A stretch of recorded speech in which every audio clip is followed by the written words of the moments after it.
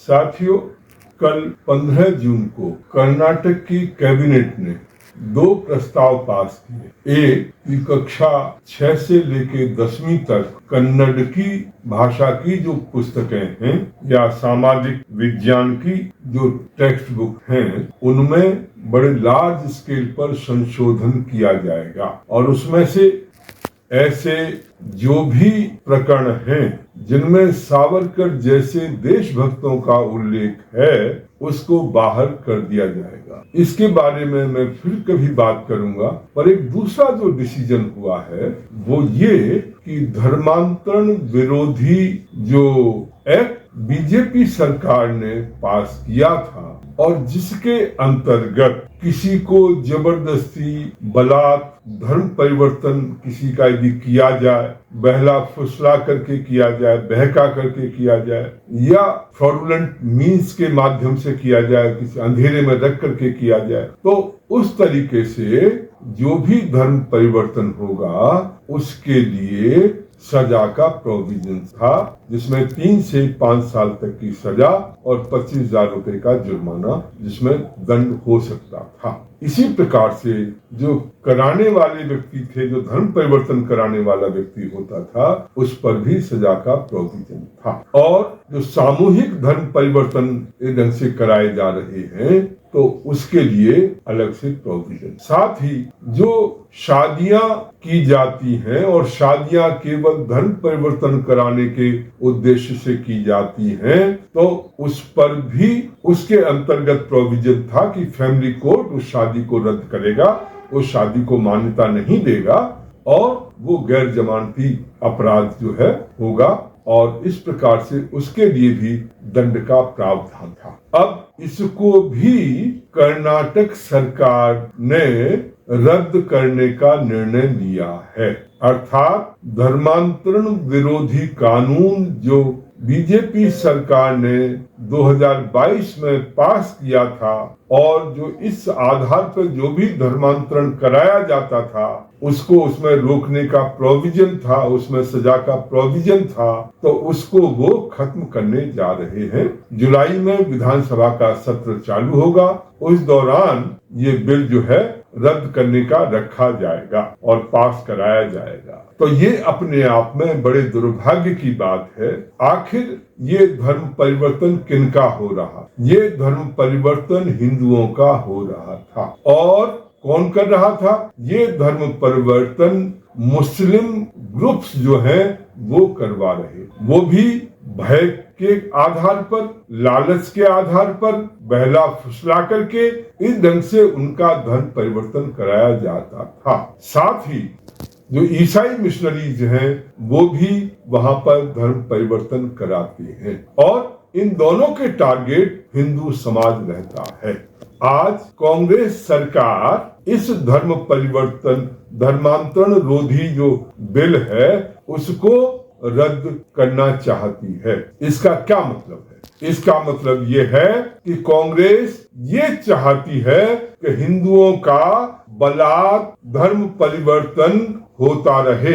इस्लामी संगठन या ईसाई संगठन खुले रूप में हिंदुओं का धर्म परिवर्तन करते रहें और उनके खिलाफ अब कोई कार्रवाई नहीं होगी। इसी प्रकार से जो मौलाना मौलवी इस ढंग से धर्म परिवर्तन कराते थे वो भी खुलेआम धर्म परिवर्तन करा सकते हैं, उनके खिलाफ कोई कार्रवाई नहीं होगी। लव जिहाद के जो मामले हो रहे हैं, अर्थात जहां केवल लव जो है एक छलावा होता है पर असली मकसद उनका धर्म परिवर्तन होता है या फिर उनको बाद में मार देना होता है, तो उस ढंग का जो लव जिहाद या धर्म परिवर्तन जो लव के नाम पर चल रहा है वो भी लागू रहेगा, चलता रहेगा, उस पर कहीं कोई कार्रवाई नहीं की जा सकेगी। साथियों, या तो कांग्रेस पागल हो गई है या कांग्रेस के नेता बिल्कुल पगला गए हैं। उन्हें ये लगता है कि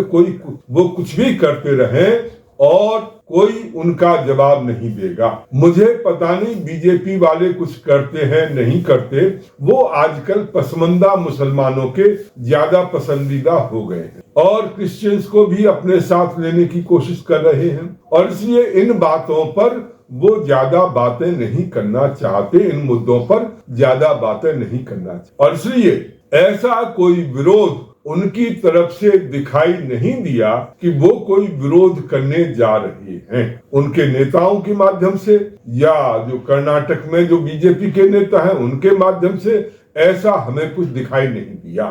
भगवान उनको सद्बुद्धि दे, और वो जो है मैं चाहूंगा कि वो भी विरोध करें और पूरी ताकत लगा करके विरोध करें, और वो करें न करें, राष्ट्र निर्माण पार्टी इस मुद्दे पर लगातार कांग्रेस पार्टी का विरोध करेगी।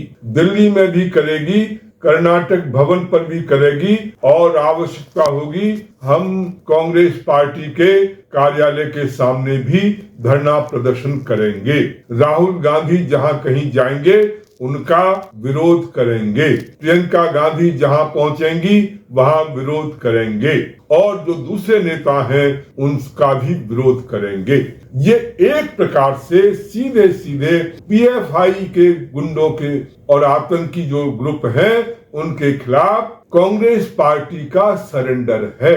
कांग्रेस पार्टी ने बिल्कुल सरेंडर कर दिया है उनके सामने, और वहां पर वो उनको छूट देना चाहते हैं, जो भी वो कुछ करना चाहें वो कर सकते हैं, पर ऐसा होने नहीं दिया जाएगा। कांग्रेस पार्टी को हर कदम पर हम चुनौती देंगे, संघर्ष करेंगे, जितना भी संघर्ष करना पड़े, जहां कहीं भी संघर्ष करना पड़े, इस मुद्दे पर हम संघर्ष करेंगे।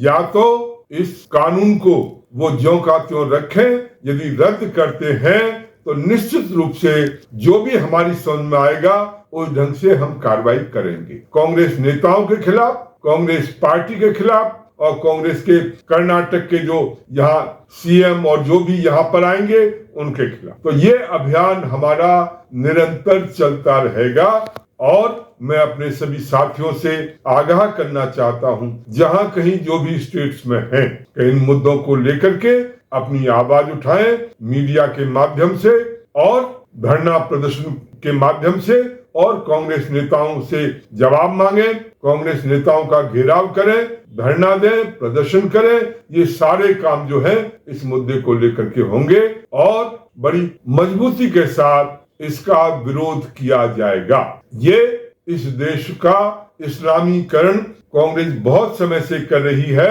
परंतु इस इस्लामीकरण का एक प्रोसेस जो है दोबारा वो करना चाहते हैं, तो वो नहीं होने दिया जाएगा, उसका लगातार विरोध किया जाएगा। साथियों, इस वीडियो को आप, हमारा YouTube चैनल है पार्टी का, उस पर शेयर करें, लाइक करें और कमेंट्स करें। इसी प्रकार से हमारा फेसबुक का जो चैनल है उस पर भी आप जो है लाइक करें, कमेंट्स करें, शेयर करें, अधिक से अधिक साथियों में इसको भेजें। ये हमारी सांस्कृतिक विरासत, हमारी जो धार्मिक जो हमारी जो पहचान है उसको बचाने का प्रश्न है, और इसलिए इस पर किसी ढंग का कोई समझौता नहीं किया जा सकता। कांग्रेस पार्टी के नेता शायद अंधे हो चुके हैं या पागल हो चुके हैं या उनमें बुद्धि नहीं है, जो भी कुछ लगता हो, परंतु ऐसी ही स्थिति दिखाई देती है, और इसलिए इसका विरोध पूरी तरह से सभी साथियों को करना है। बहुत बहुत धन्यवाद।